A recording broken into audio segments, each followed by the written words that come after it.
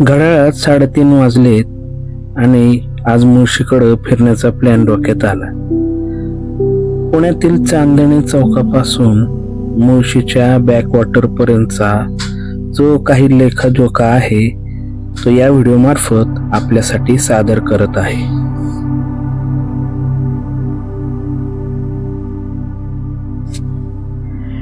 एनडीएच्या चौकापासून आम्ही मुळशीकडे ट्रॅव्हलिंग करायला सुरुवात केली. आता सरळ या मार्गानं बावधन येईल. बावधनचा मार्ग हा कोथरूडच्या उपनगरीय भाग आणि इकडं मुळशी, ताम्हिणी, पुढं कोकणात उतरणाऱ्या रस्त्याकडचा मिडवे आहे. चांदणी चौक पुणे शहर, मुंबई, सातारा, बँगलोर तसंच मावळ मुळशीचा चौक आहे.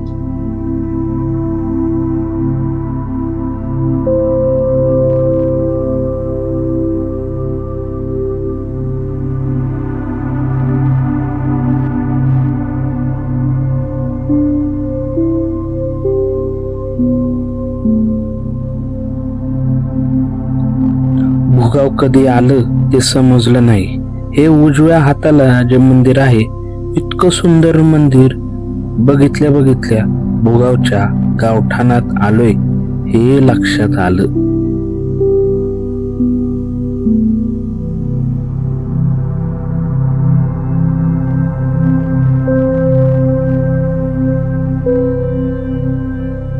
भूक तर लागलेली होती.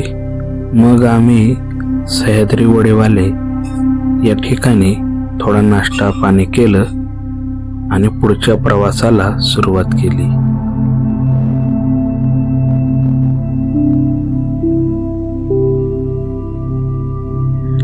भुगाव जसं जसं आपण पार करत जातो तसं आपल्याला एक जाणवतं की इथून पुढं छोटा घाट चालू होतोय.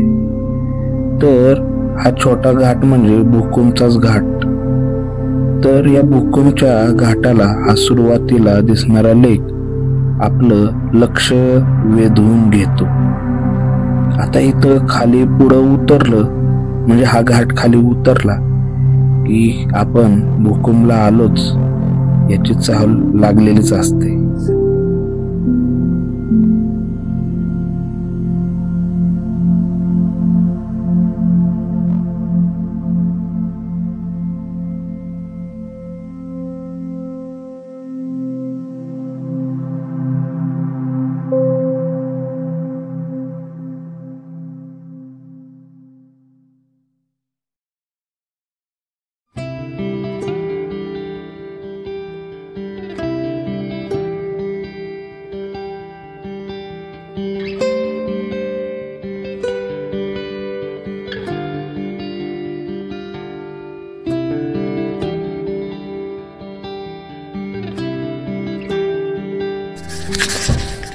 आपण जसं जसं पुढं सरकत जातो तेव्हा आपल्याला एक जाणीव होते की पुण्याचा विस्तार ह्या भुगाव काय, भुकुम काय, पुढं घोटावडेपर्यंत चांगलाच विस्तारलेला दिसतो.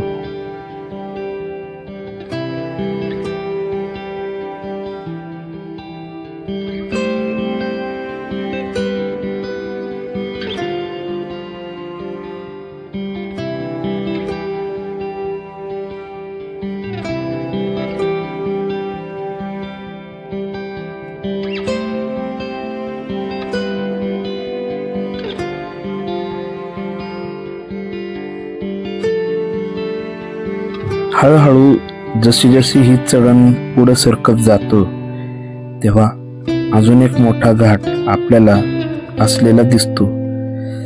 हाच तो पिरंगुटचा घाट. म्हणजे हे पिरंगुटचा घाट जेव्हा आपण पार करतो तेव्हा विस्तारलेलं पुणे अजून कसं विकसित होतंय हेही दिसतंच.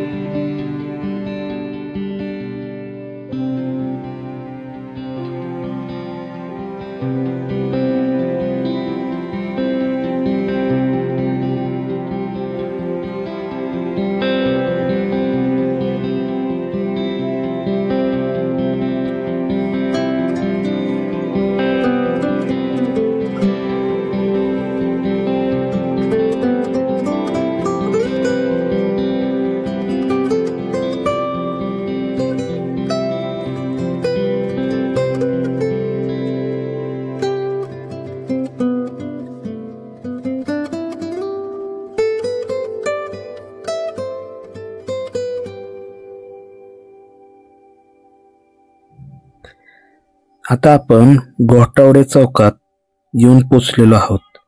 इथून डावीकडं टेमघरला जाण्याचा रस्ता आणि समोर मुळशी, पुन्हा ताम्हिणी घाट आणि खाली कोकणाकडे जातो. आणि उजवीकडचा रस्ता बहुधा लोणावळा आणि मुंबईकडून येत असावा.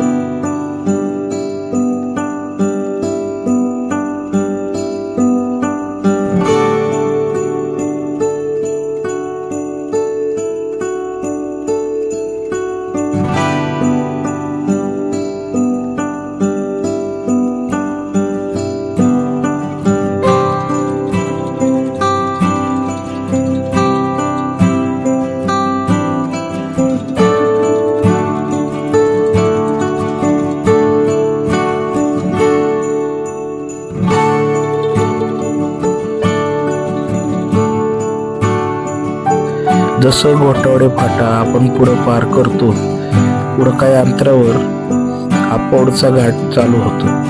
पौडच्या घाटातून जसं जसं आपण पुढं सरकत जातो तसं हवामानात सुद्धा आपल्याला बदल जाणवायला सुरुवात होते. आता इथनं पुढे हिरवी झालर, निसर्गरम्य परिसर आणि आनंददायी गारवा यात आपण गुंततच जातो.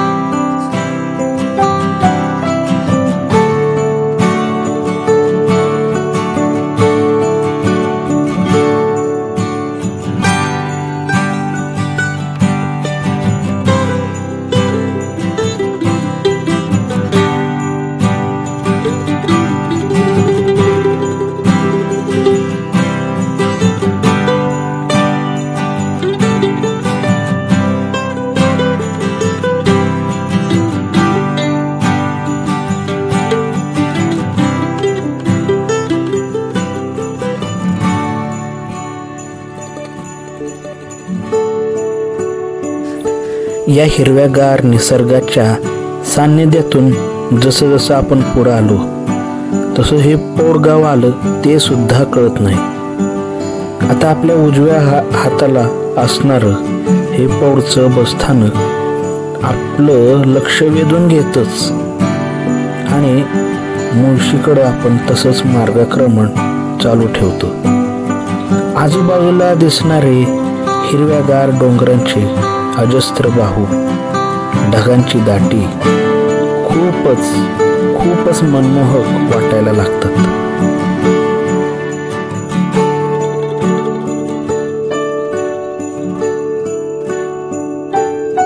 आता हे पहा ना, उजव्या हाताला भातांची लांब लचक हिरव्यागार रंगाची शेत आणि इथनं पुढे एक आपणास अनुभूती मिळते की हे उजव्या हाताला दिसणारी डोंगरांची जी रांग आहे सह्याद्रीची, ही अशीच पुढं सरकत कोकणापर्यंत सरकते.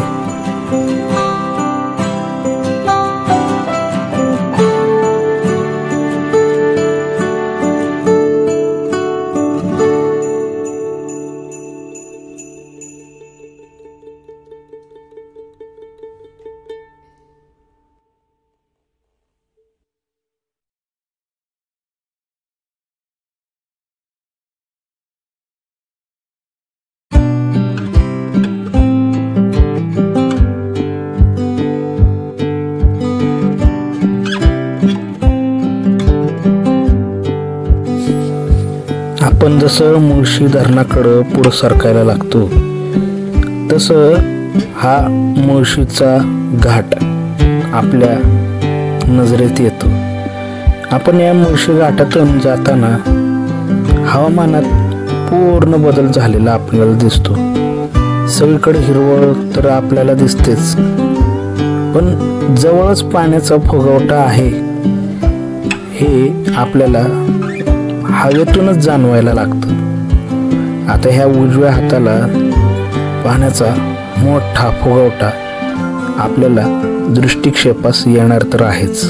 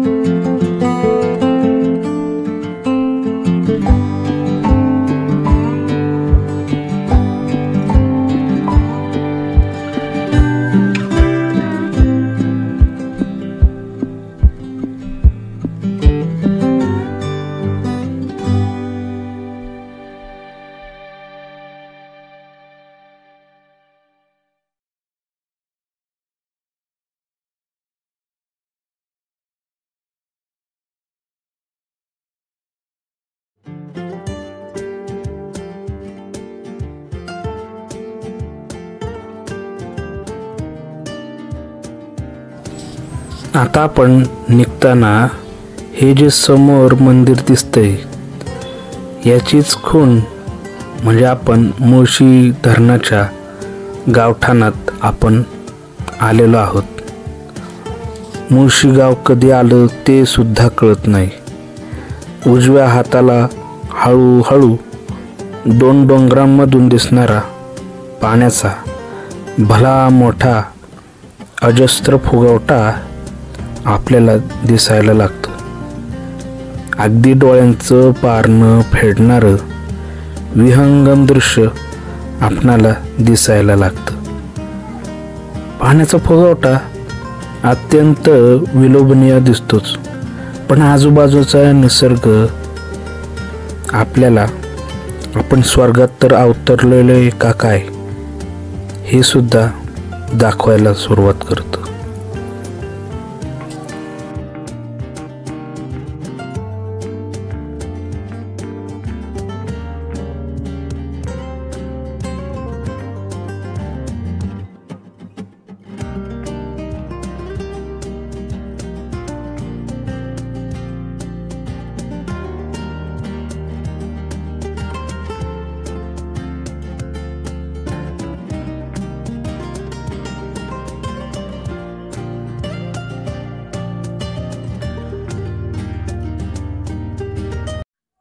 आपल्या समोर हे दाटलेले ढग या सह्याद्री शिखराला जमा झालेले दिसतात आणि आपण जसं उजव्या हाताला बघतो तर हा निसर्गाचा चमत्कार फक्त आणि फक्त आपल्याला निशब्द करू लागतो. आता यापुढे फक्त हा व्हिडिओच व्यक्त होईल.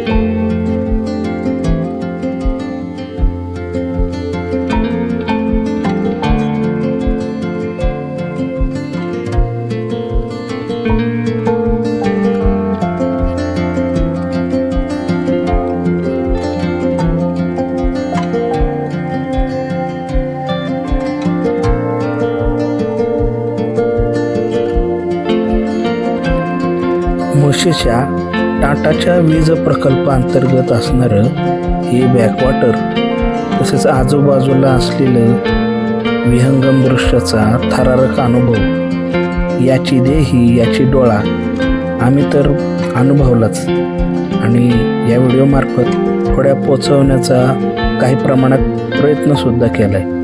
पण तुम्ही इकडं भेट द्यायला विसरू नका. व्हिडिओ आवडल्यास नक्की लाईक करा, चॅनेलला सबस्क्राईब करायला विसरू नका. धन्यवाद.